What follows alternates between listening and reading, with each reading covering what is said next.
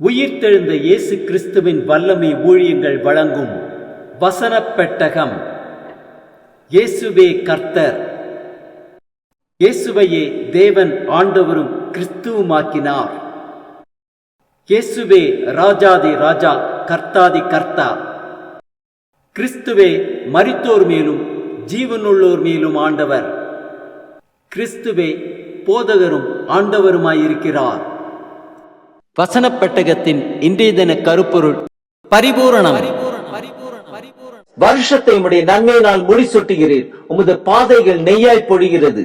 தேவன் கொடுக்கும் மிகுதியான நன்மைகள் குறித்ததான வேத வசனங்களை பார்க்கலாம். உபாகமம் 29:9 வாசிக்கிறோம், இப்பொழுதும் நீங்கள் செய்வதெல்லாம் உங்களுக்கு வாய்க்கும்படிக்கு இந்த உடன்படிக்கையின் வார்த்தைகளை கைக்கொண்டு அவைகளின்படி செய்வீர்களாக. உபாகமம் 28:12 வாசிக்கிறோம், ஏற்ற காலத்தில் உன் தேசத்தில் மழை பெய்யவும் நீ கையிட்டு செய்யும் வேலைகளை எல்லாம் ஆசீர்வதிக்கும்.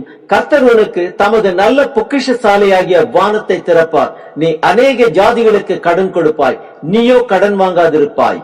உபாகமம் 30:9 வாசிக்கிறோம், அப்பொழுது உனக்கு நன்மை உண்டாகும்படி உன் தேவனாகிய கர்த்தர் உன் கைகள் செய்யும் எல்லா வேலைகளிலும், உன் கற்பத்தின் கனியிலும், உன் மிருக ஜீவனின் பலனிலும், உன் நிலத்தின் கனியிலும் உனக்கு பரிபூர்ணம் உண்டாக செய்வார். எபேசியர் 3:20 வாசிக்கிறோம், நாம் வேண்டிக் கொள்ளுகிறதற்கும் நினைக்கிறதற்கும் மிகவும் அதிகமாய் நமக்குள்ளே கிரியை செய்கிற வல்லமையின்படியே நமக்கு செய்ய வல்லவர். யாக்கோபு 1:17 வாசிக்கிறோம், நன்மையான எந்த ஈவும் பூரணமான எந்த வரமும் பரத்திலிருந்து உண்டாகி சோதிகளின் பிதாவினிடத்திலிருந்து இறங்கி வருகிறது. அவரிடத்தில் யாதொரு மாறுதலும் யாதொரு வேற்றுமையின் நிழலும் இல்லை.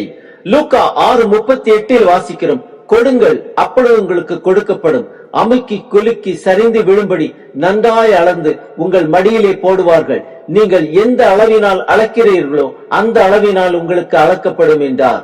2 கொரிந்தியர் 9:8 வாசிக்கிறோம், மேலும் நீங்கள் எல்லாவற்றிலும் எப்பொழுதும் சம்பூர்ணமுடையவர்களாயும் சகலவித நற்கிரியைகளிலும் பெருகுகிறவர்களுமாய் இருக்கும்படியாக தேவன் உங்களிடத்தில் சகலவித கிருபையையும் பெருக செய்ய வல்லவராயிருக்கிறார். எரேமியா 31:14 வாசிக்கிறோம், ஆசாரியர்களின் ஆத்துமாவை கொழுமையானவைகளினால் பூரிப்பாக்குவேன், என் ஜனங்கள் நான் அளிக்கும் நன்மையினால் திருப்தி ஆவார்கள் என்று கர்த்தர் சொல்லுகிறார். சங்கீதம் 36:8 வாசிக்கிறோம், உமது ஆலயத்தில் உள்ள சம்பூர்ணத்தினால் திருப்தி அடைவார்கள், உமது பேரின்ப நதியினால் அவர்கள் தாகத்தை தீர்க்கிறீர். சங்கீதம் 92:12 வாசிக்கிறோம், நீதிமான் பனை போல் செழித்து லீபனோனில் உள்ள கேதுருவை போல் வளருவான். சங்கீதம் 23:5-6 வாசிக்கிறோம், என் சத்துருக்களுக்கு முன்பாக நீர் எனக்கு ஒரு பந்தியை ஆயத்தப்படுத்தி என் தலையை எண்ணெயால் அபிஷேகம் பண்ணுகிறீர், என் பாத்திரம் நிரம்பி வழிகிறது. என் ஜீவனுள்ள நாளெல்லாம் நன்மையும் கிருபையும் என்னை தொடரும், நான் கர்த்தருடைய வீட்டிலே நீடித்த நாட்களாய் நிலைத்திருப்பேன். 1 தீமோத்தேயு 1:14 வாசிக்கிறோம், நம்முடைய கர்த்தரின் கிருபை கிறிஸ்து இயேசுவின் மேலுள்ள விசுவாசத்தோடும் அன்போடும் கூட என்னிடத்தில் பரிபூர்ணமாய் பெருகிற்று. 2 கொரிந்தியர் 8:9 வாசிக்கிறோம், நம்முடைய கர்த்தராகிய இயேசு கிறிஸ்துவின் கிருபையை அறிந்திருக்கிறீர்களே, அவர் ஐஸ்வர்யம் உள்ளவராய் இருந்தும் நீங்கள் அவருடைய தரித்திரத்தினாலே ஐஸ்வர்யவான்களாகும்படிக்கு உங்கள் நிமித்தம் தரித்திரரானாரே. 3 யோவான் 1:2 வாசிக்கிறோம், பிரியமானவனே, உன் ஆத்துமா வாழ்கிறது போல நீ எல்லாவற்றிலும் வாழ்ந்து சுகமாயிருக்கும்படி வேண்டுகிறேன்.